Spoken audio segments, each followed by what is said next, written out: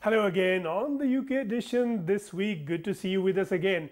You know, on our sister program here, Shades of India, we looked this week at some of the growing tensions between India and Pakistan in Kashmir. So what's new about that?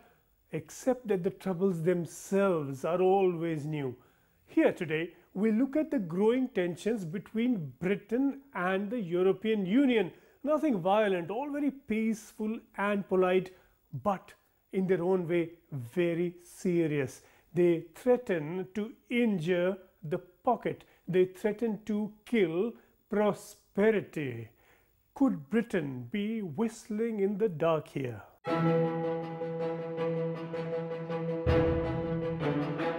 With characteristic preference for flamboyance over sense of a restrained kind, British Foreign Secretary agreed with an MP that the EU can go whistle if it expects substantial payment from the UK over exiting the EU. But the European Union has been whistling a different tune, and they made themselves heard. The EU made their position clear in comments over the rights of British citizens in the European Union. I'll be very short on a number of issues. That brings me to what Mr. Johnson said on.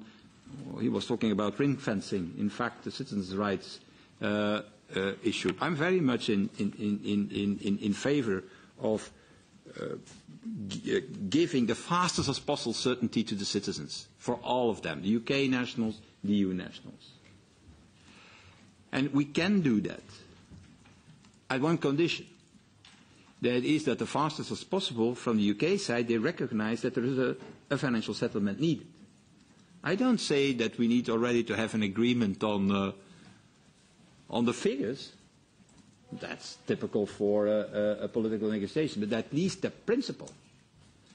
That should help, in my opinion, this recognition by the UK side that there is a need for a financial settlement should help also to speed up the other important issues that are on the table, and especially the question of the citizens' rights. I'm sure that reacting to the EU declaration of Britain's need to make exiting payments to the EU, Conservative MP Philip Hollowborn said the EU can go whistle if it expects substantial payments. This is an expression Boris Johnson endorsed.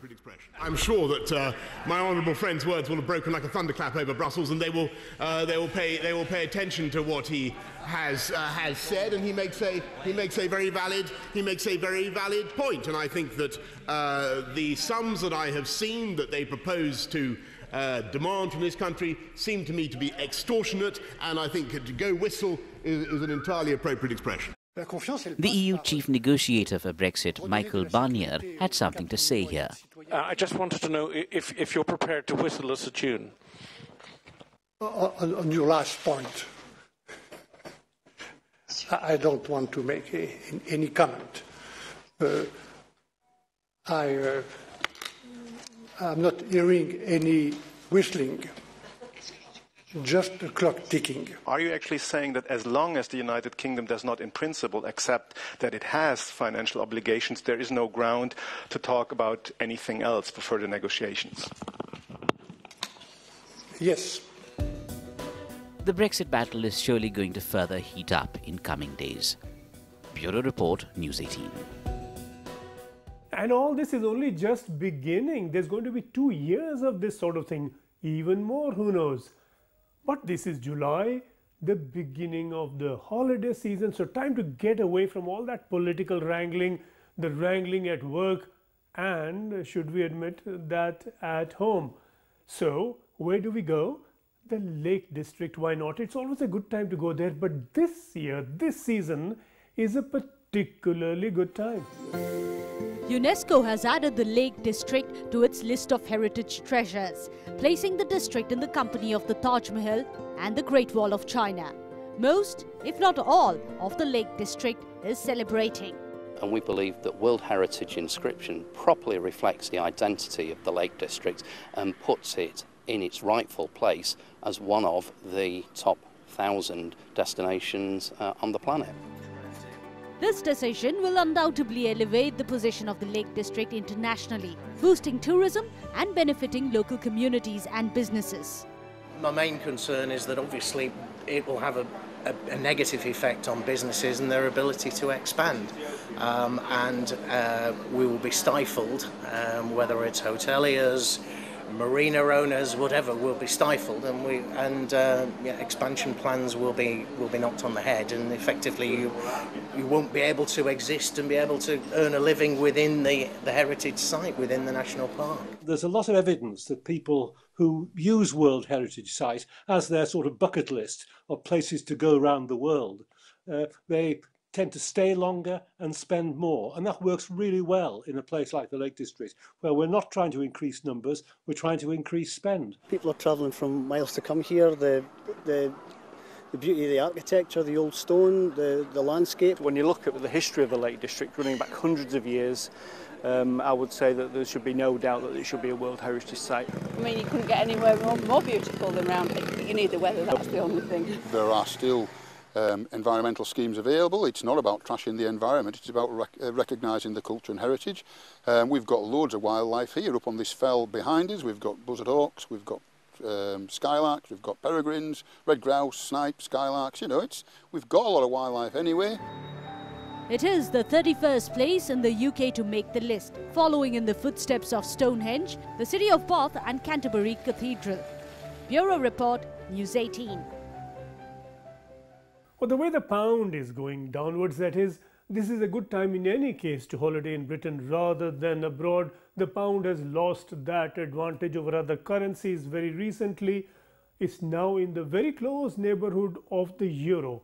But wherever you go, in Britain or outside, there is the constant looming danger now of a terror attack. We've seen what happened in Britain the last 3 months. What happens if such an attack comes our way in Britain or abroad? What do we do? Let's hear from the police. Keep going! Quickly! Keep running! Come on!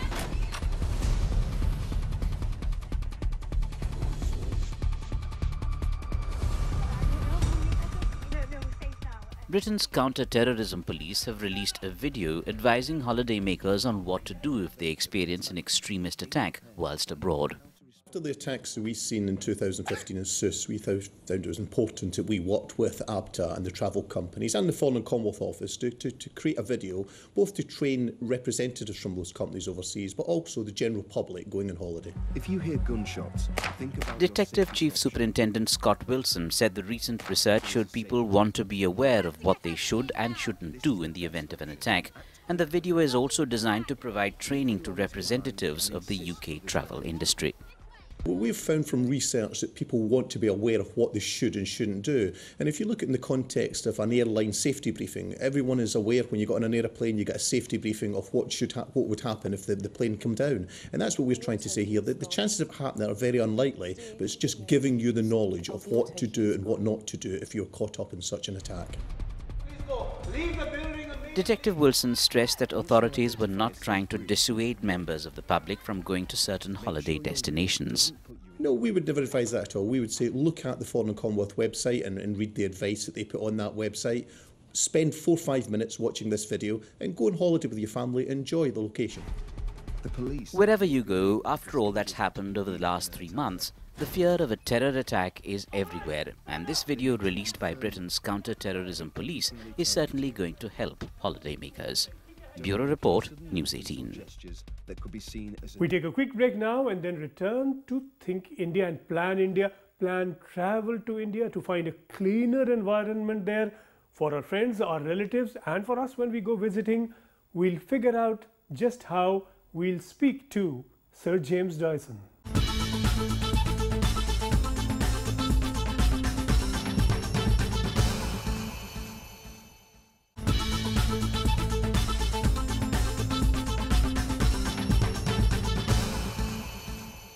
Welcome back, and let's drive now to Malmesbury, the home of all those Dyson inventions. Sir James Dyson is more than an entrepreneur. He revolutionized the vacuum cleaner, brought in a remarkable air purifier, and in the latest from him, a hairdryer, even if that is at a cost, like most else from Dyson. The company is now worth £8 billion, with a plant at Malmesbury home to design and innovation, with production shifted to Malaysia and Singapore. Dyson spends a huge amount of money on research and development, and the company has a policy of encouraging experimentation, even if those might appear a bit wild at first. And certainly the company is growing beyond its present products to launch into all sorts of areas that we can at present only guess. On existing products alone, the company is growing 25% a year, and that growth is funding research for further growth.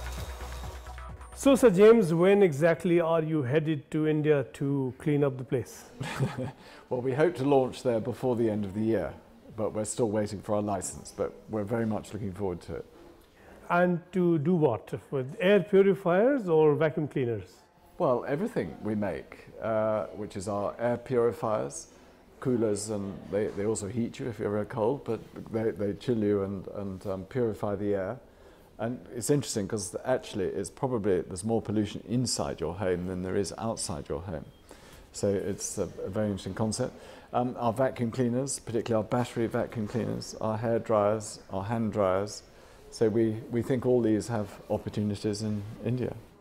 You've been to India and you've seen what the air of Delhi can be like. Are you confident that your air purifiers could really do something to clean up the air inside a home in Delhi for no fault of the air purifier? Well, of course. That's exactly what we make these for. And by the way, the air inside the home in Delhi is probably no worse than it is in London. But there are lots of things. So there's obviously particulate. There are chemicals particulate from diesel engines. There are chemicals from petrol engines and diesel engines. There's benzene, there's formaldehyde, and then there are chemicals inside the home from wood, from furniture, from cooking. So all these have to be dealt with. Well, India, as you've seen, is a particularly dusty place. So will you consider vacuum cleaners in India, as they like to say in India, that are adapted to Indian conditions, or do you think your present line is good enough for all that? Well, I'm never satisfied with the product we make. We're always improving it. But we think that our battery-operated vacuum cleaners, because they're so versatile, they do floors, they do sofas, they do high up, they do your car, they get everywhere. And I think that's particularly relevant in India, because at the moment you beat sofas and you tend to sweep floors and move dust around. And dust, I mean, in British homes or Western homes, often the dust is only on the floor, really. But you have dust almost everywhere because of the amount of dust that's coming in. So I think that type of battery vacuum cleaner is tailor-made for India. You know, let's face it, your cleaners do clean up a fair bit of the wallet as well. How are you planning to price your products in India? Dollar for dollar, same as here? The same as here. You know, we don't design down to a price, so we're not for everybody in that sense. But we put in the technology that we think works really well, and that's what we're keen on doing, making a product that works really well, that is not designed down to a price. How big a market do you see India to be? How many pieces do you expect to sell, say, next year? Well, we never make those sort of predictions, and I think it's very arrogant to do so. We design and make what we do, and if people like that, then we sell a lot. If they don't like it, then we don't sell very many. But I honestly don't know, and I wouldn't like to predict. But you must have some idea how many distribution centres and outlets you plan in India? Yes, no, we're planning to have immediately 20 shops of our own, 20 Dyson shops, and we'll sell over the web and through some other outlets. If it goes well, we'll do a lot more. But we're planning to invest about 150 million over 5 years in shops and distribution and tax and so on. Are you seeing India as a market to sell to, or would you also consider India for production down the line, the way you have Singapore and Malaysia? Yes, I think we might well do that. And the first step might be as a place to develop products, to develop technology, artificial intelligence and that sort of thing. So we very much want to work in India. And also we want to, we have the James Dyson Award, which encourages young students to develop technology, to develop something that solves a problem. And we'd like to work with schools, which is what we do in most of the countries we operate in. Well, the Indian Prime Minister has a project, Make in India. That's a plan that he is very fond of. So you would consider making in India for other markets, perhaps in Asia and beyond? Yes, possibly. I mean, we do that at the moment in the Philippines, Singapore, and Malaysia, so we might well do. But I think the first stage of that is more likely to be development of technology than necessarily making something. But I don't know. You know, that's all in the future. Is it coincidental that you timed this around the approaching Brexit, and you have, of course, championed Brexit? Is there some way that a Britain outside of the EU could sell more and do more of this business, your business in India, than it could have as a continuing member of the EU? Well, only in that we might do direct trade deals with India and with other countries. But otherwise, I mean, Europe represents 15% of global trade. It actually represents 15% of our global trade. So but Europe's only a small part of what we do. And it's an important part and it's close to us, but there are much more interesting markets that are expanding much faster than Europe. So Europe's a fairly static market. Well, we do hear that Britain will look beyond the EU and look at Commonwealth countries. India, of course, is the biggest of those. Is your move into India an expression of that idea? Yeah, very much so, because I'm old enough to remember when we joined the common market, and my father fought in India during the war, well, in Burma, but he was based in India. And I was deeply embarrassed when we went into Europe because we were excluding the Commonwealth. And for example, a German student at a British university pays £9,000, and an Indian one or an Australian one or Canadian one pays £27,000, and I find that deeply embarrassing. We're forced to take European immigrants, but that means we can't take Commonwealth immigrants because we're overcome. So I'm very pleased that we're getting our sovereignty back and we can make the right decisions for ourselves, and we can reconnect with the Commonwealth if they'll allow us to, if you will allow us to. Talking immigration in the context of Brexit, do you really think this was a vote to say we want fewer Poles but more Indians? Yes, because it was what's the word? It was a very restrictive immigration policy. In fact, it wasn't really a policy. We had to take any European that came to us, which meant that we couldn't take Commonwealth immigrants. But the Prime Minister hasn't quite been encouraging of visas in India on her visit to India some time back. Yeah, well, I mean, Prime Ministers are not very good at encouraging immigration, are they? No, it was a horribly selective immigration. That was the word I was trying to use, except it wasn't selective because we had to take them.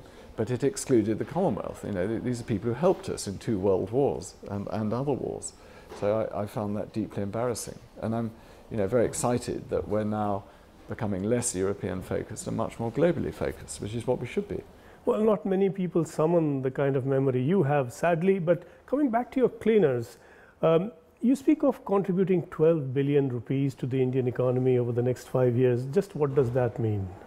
It means that we're contributing 12 billion rupees. In what way? It means we're paying tax, we're employing people, we're spending money promoting our products, we're making shops. So we're putting 150 million pounds or 15 billion rupees into the Indian economy.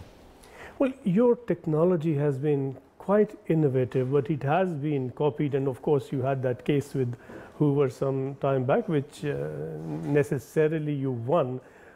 Are you apprehensive of more attempts to copy your technology? I mean, some parts of Asia, let's not name countries, are particularly good at that sort of thing. Yes, yes. I mean, the vultures, you mean? Yes, yes. But they inspired, let's say. It's very annoying, and it's very annoying that intellectual property isn't more protective. It's very, very narrow. But more often than not, those plagiarists are making it look like ours, but don't actually have the technology because it's patented. So we can stop them copying our technology. We can't stop them making it look like ours, or what they say sounds like what we're saying. So I wish that intellectual property was more protective, because I think people being allowed to more or less copy something is essentially anti-competitive. Because if there's more protection, they'd be forced to develop something of their own, so the consumer would get more choice. at present, someone sees something that's successful, and you know, ours often is, and they just pile in and copy it. But that's not competition. Well, with the hairdryer, you've gone beyond the cleaning thrust, let's put it that way. Surely there is very much more down the line. I'm not expecting you to make an announcement right here what that might be, but in principle, I wasn't thinking of doing that. well, I'm sure you can't keep the very idea a secret, but you will be looking at more products down the line. And would you be looking at India as a promising market down the line for both selling those to and for making them in? Well, it's a very promising market at the moment, and we may well use India as an inspiration for developing other products. And we've done this quite often. I mean, in Japan, we had an inspiration to make very small products, which we then discovered sold very well in the rest of the world.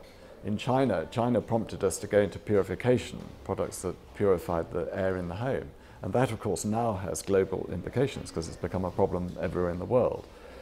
So I think India could well become a source of inspiration for developing technology to solve other problems.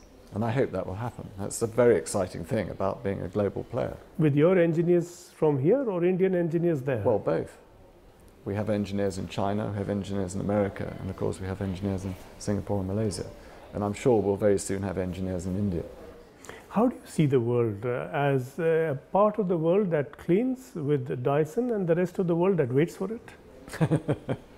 Yes, I mean, we tend to have gone to developed countries first that already have a history of using vacuum cleaners. But, you know, that's breaking down, and China, you know, hasn't, like India, hasn't really had a history of using vacuum cleaners. But we're selling lots of vacuum cleaners there because ours is a very different type of vacuum cleaner which answers modern day problems and modern day lifestyles. You don't want to lug around a great heavy vacuum cleaner to clean your home once a week. You want a much lighter and easier touch that does the job much more efficiently and quickly and is in fact a joy to use. So it's, you know, we can change people's habits, I think. So James, a lot of India has been waiting for just this for some time. Thank you very much for talking to us, and a lot of us would be very eager to see you and Dyson in India. Thank you very much, and we look forward to the partnership. The company seems to be cleaning up in all sorts of ways. Well, happy holidaying and have a good trip, even if it's to the local store for that bargain and offer. There seem to be quite a few. See you soon.